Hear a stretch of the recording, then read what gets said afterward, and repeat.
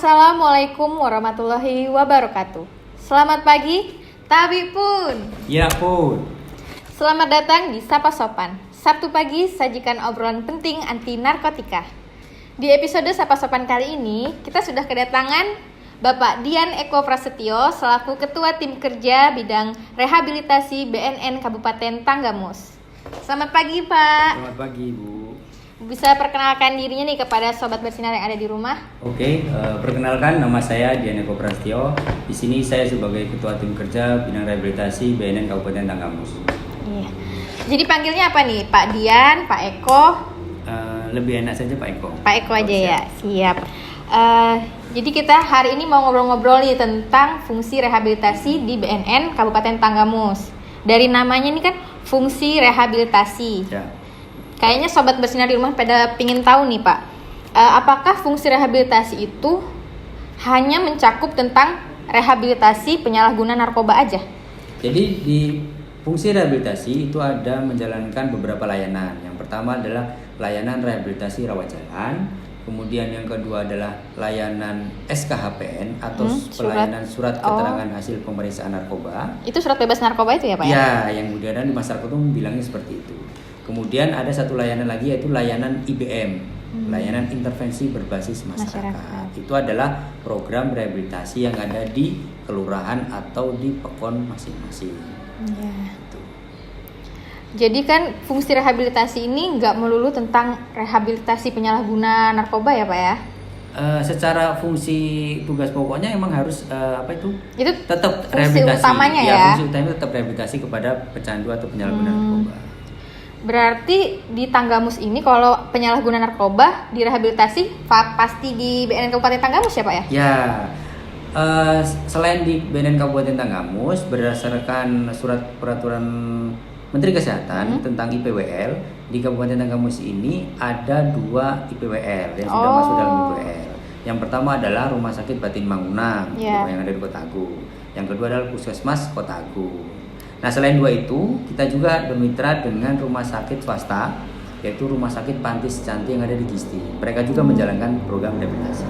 Berarti kalau penyalahguna di Kabupaten Tanggamus bisa rehabilitasi di IPWL tersebut? Bisa. Itu harus lapor ke BNN dulu atau langsung saja rehabilitasi di sana Pak? Kalau semuanya mau langsung rehabilitasi, langsung ke sana. Langsung ke puskesmas atau rumah sakit tersebut langsung aja, nggak perlu lapor ke BNN. Ya. Kalau mau rehabilitasinya langsung ke BNN, langsung datang ke kantor BNN. Itu tidak ada bedanya ya Pak, rehabilitasi di BNN atau di IPWL? Tidak ada bedanya, prosesnya sama.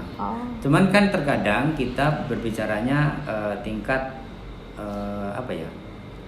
tingkatan dari penyalahguna narkoba tersebut. Tingkat ringan, sedang atau berat. Kalau dia ringan itu nanti masuknya bisa masuk ke layanan IBM yang ada di pekon masing-masing. Nah, kalau layanannya itu ternyata rehabilitasinya masuk kategorinya sedang atau berat, itu baru diarahkan ke BNN atau ke IPWL tersebut. Prosesnya sama saja. Iya.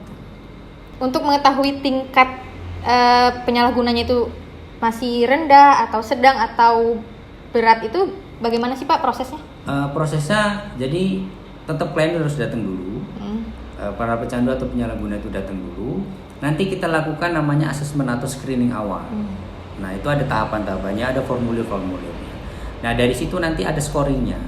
Nah, dari scoring itu kita bisa menentukan itu levelnya sedang, ringan ataupun berat. Nah, menarik nih. Jadi kalau kita ingin rehabilitasi, jadi kita langsung datang aja ke BNN Kabupaten Tanggamus. Itu syaratnya apa aja sih Pak? Syarat untuk rehabilitasi? Syaratnya sih nggak ribet ya. Jadi kalau yang mau rehabilitasi cukup datang saja ke kantor, bawa identitas, didampingi oleh wali atau orang tua. Ya, datang aja langsung bawa identitas diri, KTP atau KK. Misalnya dia orang tuanya nggak tahu nih Pak, dia datang sendiri, itu boleh nggak? Oh boleh, tetap boleh. Tetap boleh? Tetap boleh. Datang dulu langsung, nanti biar kami data. Nah, tetap nanti ada proses atau tahapan yang harus menyertakan orang tua. Nanti kita komunikasikan. Oh iya. Nah, dengar-dengar nih Pak, katanya rehabilitasi di BNN itu bayar mahal ya Pak ya? Makanya mereka itu kayak nggak mau rehabilitasi lah, nggak ada duit gitu. Oh gitu. Nah, ini mungkin kita perlu banyak sosialisasikan ke masyarakat bahwa program rehabilitasi itu kita punya 3 slogan. Yang pertama adalah gratis. Oh, jadi gratis. Gratis, tis. Ya.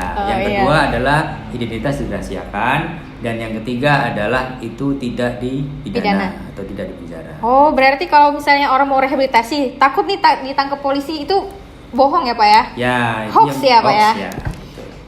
Berarti rehabilitasi di BNN itu gratis, identitas dirahasiakan, dan tidak dipidana.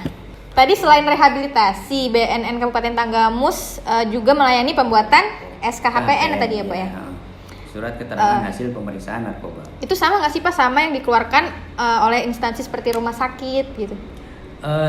Secara ininya sama sebenarnya, cuman kan ada beberapa yang membedakan antara yang dikeluarkan sama BNN dan yang dikeluarkan oleh pihak rumah sakit. Nah, apa keunggulan kita dari BNN itu untuk surat keterangan hasil pemeriksaan narkoba itu? Yang pertama adalah kita menggunakan alat 7 parameter. Alat tes urinnya ya Pak ya? Tes urinnya 7 parameter. Terus yang kedua, kita sebelum melakukan tes urin, kita lakukan dulu untuk asesmen singkat. Oh, berarti ada wawancara singkatnya. Ada wawancara singkatnya dulu.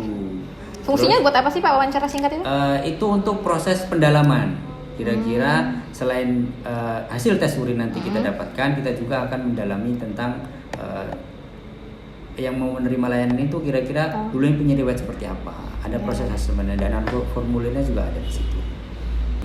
Oh ya, selain itu ini namanya narkoba ya. Nah, narkoba kan surat keterangannya yang lebih kompeten tetap harus dari BNN. Nah, itu lagi keunggulan kenapa surat keterangan bebas narkoba itu atau surat keterangan hasil pemeriksaan narkoba itu dikeluarkan oleh BNN. Yang pertama adalah kita pakai 7 parameter, yang kedua adalah kita lakukan asesmen dulu sebelum mengeluarkan hasil, yang ketiga adalah kita ada lembaga yang berkompeten untuk mengeluarkan surat tersebut. Jadi hasilnya sudah tidak diragukan lagi ya Pak ya? Tidak diragukan lagi. Kalau syarat pembuatan SKHPN ribet tidak? Oh, kalau itu nggak ribet ya. Kalau itu cukup datang saja ke kantor, bawa identitas sendiri, bawa KTP atau bawa kartu keluarga, boleh. Biasanya SKHPN itu dipakainya buat apa sih Pak? Oh, macam-macam. Biasanya kalau masyarakat itu ada untuk kuliah. Oh iya, yang baru masuk kuliah itu ya. Melamar pekerjaan juga bisa, perpanjangan kontrak kerja juga bisa.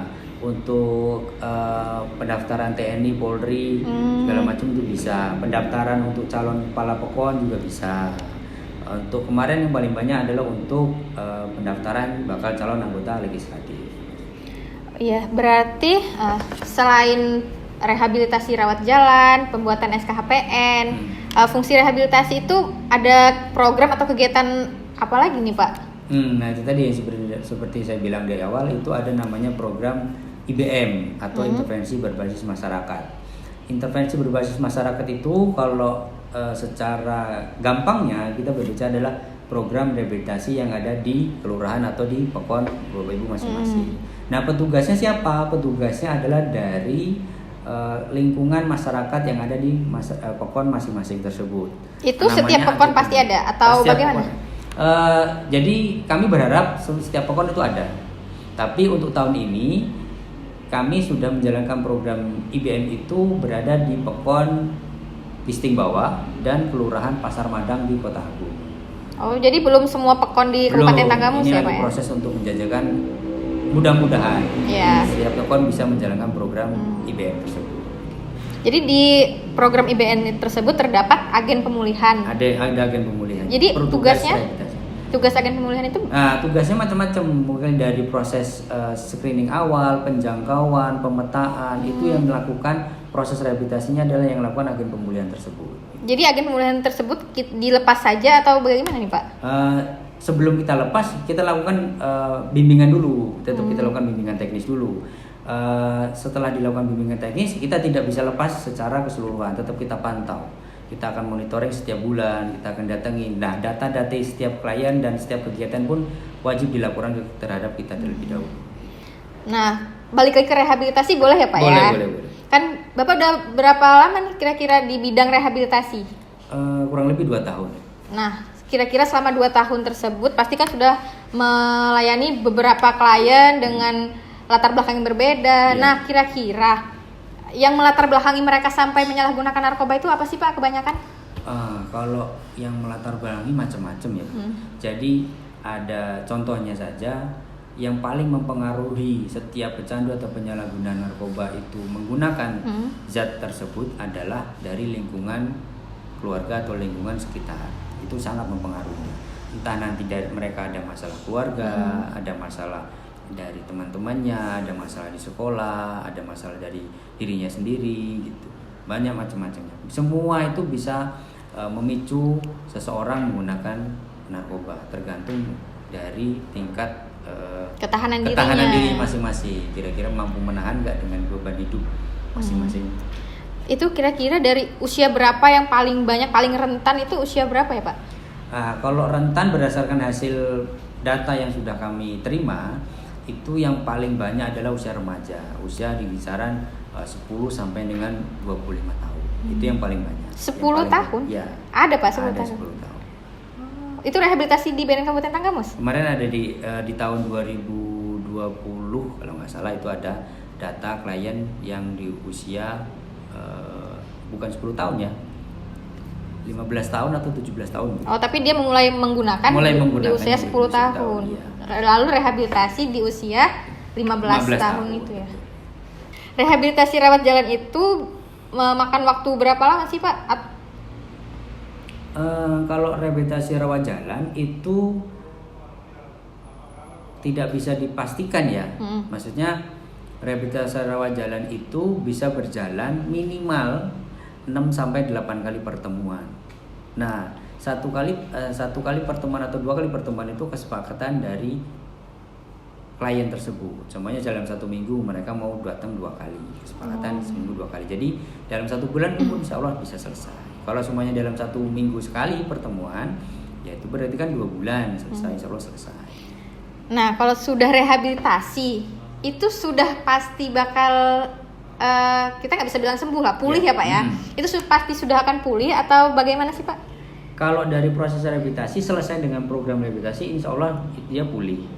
Cuman kita tidak bisa menjamin bahwa pecandu atau penyalahguna tersebut bakal kembali lagi ke narkoba, pemakaian narkoba tersebut. Karena kalau dari pecandu yang sudah terpengaruh oleh zat tersebut, untuk kembali lagi itu sangat mudah dibandingkan dengan orang-orang yang belum pernah menggunakan narkoba tersebut. Jadi setelah dia rehabilitasi, itu nanti akan ada maintenance lagi ya dari pihak rehabilitasi BNN Kabupaten Tanggamus? Ya, dari selesai program rehabilitasi itu kita ada namanya program pasca rehabilitasi. Nah, dari situ ada namanya proses pendampingan, ada namanya nanti kunjungan rumah. Nah, dari situ kita pantau, kita harus komunikasi dengan orang tuanya, melihat perkembangan dari pecandu ini yang sudah menyelesaikan program rehabilitasi. Berarti kan rehabilitasi itu untuk penyalahguna narkotika ya Pak ya? Iya. Biasanya kan kalau di kampung-kampung ini ada orang tuh nggak bisa membeli narkotika, jadi pakai lem atau saya dengar-dengar sih tren pakai komik ya Pak ya? Oh iya. Nah itu bisa direhabilitasi atau tidak Pak? Oh semuanya bisa. Sekarang yang ditren adalah komik ya? Iya katanya sih Pak. Itu banyak. Kalau komik dalam konsumsinya 1 atau 2 bungkus dalam 1 hari sih itu nggak masalah, itu kan obat batuk ya. Cuman kan yang kalau jadi bermasalah adalah jika dia mengkonsumsi lebih dari takarannya, seumpamanya 10 bungkus dalam sekali pemakaian. Nah itu kan ada zat-zat yang di dalam komik itu yang bisa memicu ketergantungan atau penyalahgunaan zat. Itu pernah juga nggak? bisa. Pernah nggak BNN Kabupaten Tanggamus melayani klien tapi bukan penyalahguna narkoba? Kalau itu ada kemarin yang untuk komik, cuman dia ada penyerta zat lainnya. Jadi selain dia menggunakan komik, dia juga menggunakan zat-zat narkoba lainnya begitu. Nah, untuk klien rehabilitasi di BNN Kabupaten Tanggamus nih, itu kebanyakan memang mereka datang sukarela untuk pengen pulih nih, pengen rehabilitasi, atau memang ada yang terjaring razia, atau memang ada yang sudah sudah masuk ke dalam penyelidikan BNN Kabupaten Tanggamus langsung ditangkap gitu.